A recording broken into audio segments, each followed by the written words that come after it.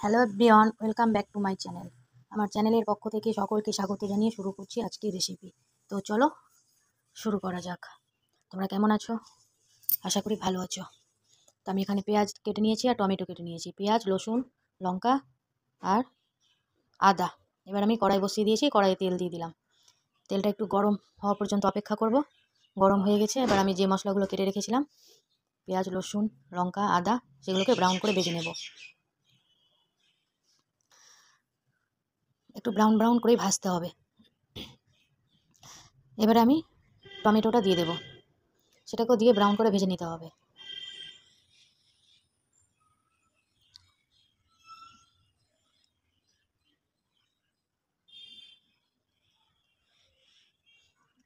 Brown করে ভাজা হয়ে গেছে, আমি তুলে নিলাম।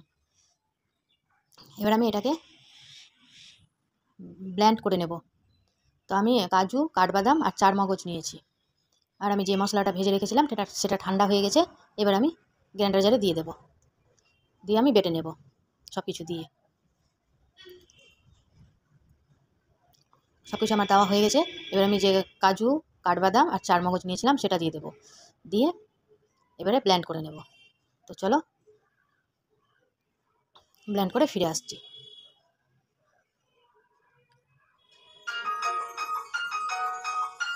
ব্লেন্ড করা আমার হয়ে গেছে।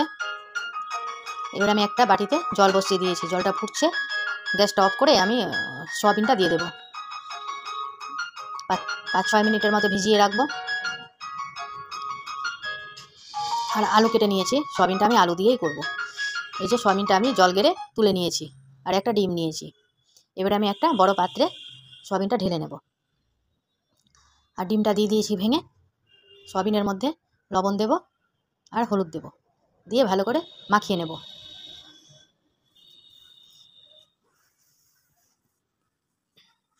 এই যে দেখো আমার মাখানো হয়ে গেছে। আবার আমি কড়াই বসিয়ে দিয়েছি, কড়াইয়ে পরিমাণ মতো তেল দিয়ে দেব।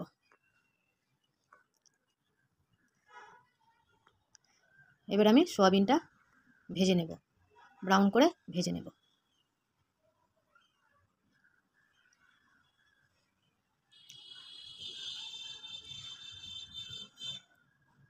ব্রাউন করে ভাজা হয়ে গেছে, তুলে নিলাম। আবার আমি তেল দিয়ে দিয়েছি। এবার আলুটাকে ভেজে নেব। লবণ দেব, হলুদ দেব,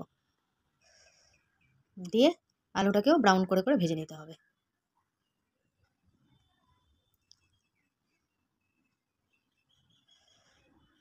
আলুটা আমার ভাজা হয়ে গেছে, এবার তুলে নেব। আবার আমি কড়াই বসিয়ে দিয়েছি, কড়াই আবারও আমি পরিমাণ মতো তেল দেব।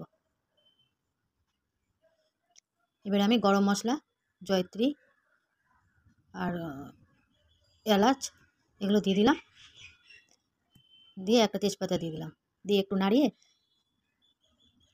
আর যে মশলাটা আমি বেটে রেখেছিলাম সেটা দিয়ে দেব।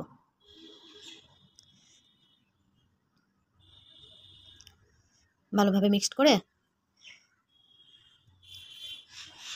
নেব। এবার লবণ দিয়ে দেব আর হলুদ দিয়ে দেব, দিয়ে ভালোভাবে মিক্সড করে এবার এটাকে একটু ভাজতে হবে। সময় নিয়ে ভাজতে হবে, কারণ যতক্ষণ না তেল ছাড়বে ততক্ষণ ভাজা হবে না। তেল ছাড়লেই বুঝতে হবে যে হ্যাঁ ভাজা হয়ে গেছে। এবারে লাল লঙ্কার গুঁড়োটা দিয়ে দিলাম। এই যে দেখো তেল ছাড়তে লেগে গেছে, মানে আমার ভাজাটা হয়ে গেছে। এবার আমি আলু সয়াবিনটা দিয়ে দিলাম।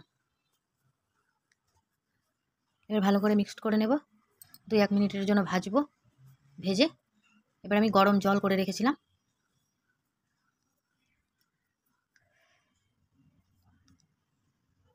সেই গরম জলটাই দিয়ে দেব। যে যেমন গ্রেভি রাখতে চাইবে সেরকমই জল দেবে।